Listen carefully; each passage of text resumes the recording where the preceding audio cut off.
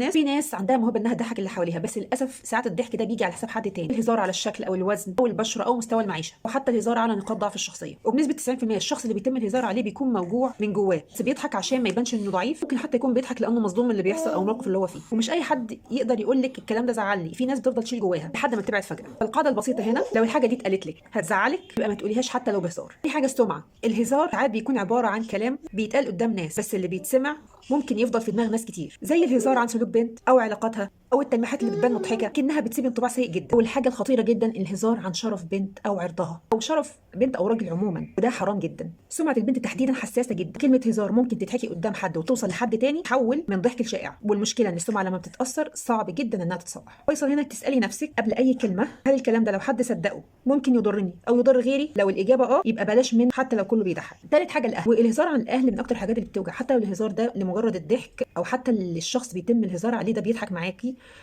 ممكن احتمال كبير جدا زي ما قلت لك في اول فيديو عن هزار في مشاعر الناس ان هو بيضحك